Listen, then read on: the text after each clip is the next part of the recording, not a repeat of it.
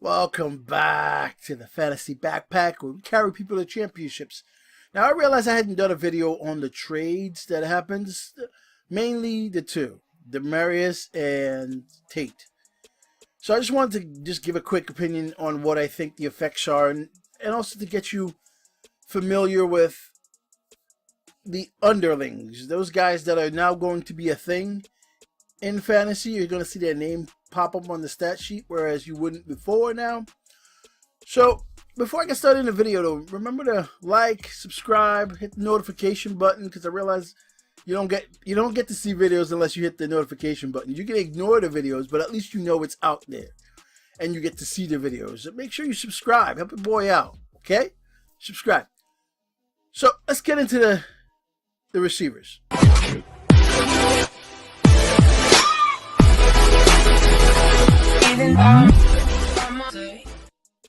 Demarius. The biggest effect the trade Demarius has is on Sutton. But we talked about that in my other videos about 5 guys that you should get for the end of your season. So we talked about that. If there's Sutton's measurables, you can check out that video and go through how it affects Sutton or what I think he should have been. The biggest effect is him.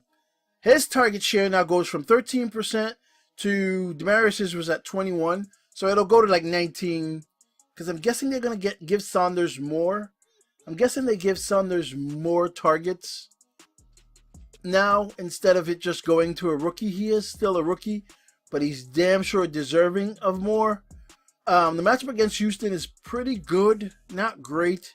The matchup is actually better for Demarius if he plays and you just give him certain plays.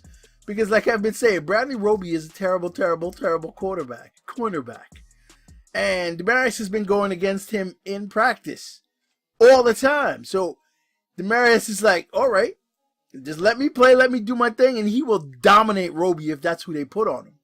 So I'm thinking it's great for Demarius to be playing that team this week.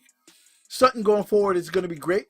But what you should also pay attention to, and this is why I wanted to do this video, pay attention to Tim Patrick.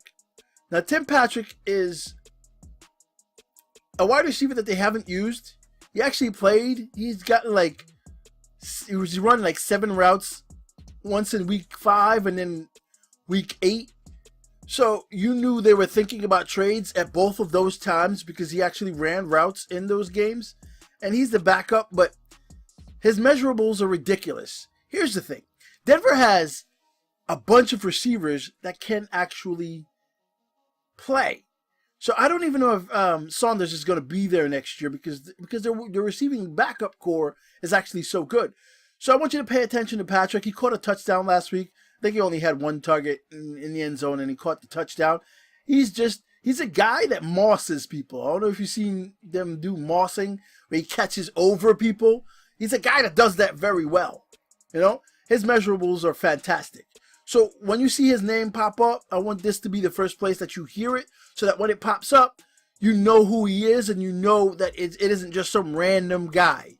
Because that's what happens in waivers. In waivers, guys pop up and you're like, should I pick him up? Is it just a thing? Is it just a fluke? Who is he? Where did he come from? So this helps you when you see that guy. If you have a space, just pick him up because you've heard the name. You know you're familiar with him. So the trade, I don't know if the trade is great for Houston because once Kiki QT comes back, Demarius, that offensive line is terrible. They're still going to have to do it quickly. I don't know. Demarius doesn't beat coverage like he used to very quickly. So I don't know if it's good for him going forward. But you always know that first game back, that first game and where you come from, you try to prove something. So that's what I see. So all those Demarius owners who's been floundering a little bit, you get a week should be really good. If he plays, I don't know how it goes. Learning an offense, I don't think it'll be a problem for him. Now, the most interesting one is the Golden Tate trade. Now, I knew Golden Tate was going to get traded for a while. And I was just waiting to hear more stories, or confirmation really, because they tried to trade him in the offseason to New England, because New England started the season without Edelman, and Gronk said no. So I knew he was going to get traded at that point, but the reason I knew he was going to get traded is they drafted Brandon Powell. Now, if you've never heard of Brandon Powell, you don't know who he is. He is the slot guy. He is the guy that you knew was good, that was going to take over for Tate. You knew at some point Brandon Powell was going to take over for Tate. He was absolutely ridiculous in preseason. And even Tate, when he was asked about him, was like, I have never seen someone be this good at this position this quickly. And he's like, I forgot who he mentioned, but he mentioned a name. I can't really remember. But the name was significant enough that he mentioned the name, and he said, there was this guy that did it, it's slipping me, that did it, and that name was a very strong name to me. So I was like, oh, pay attention time.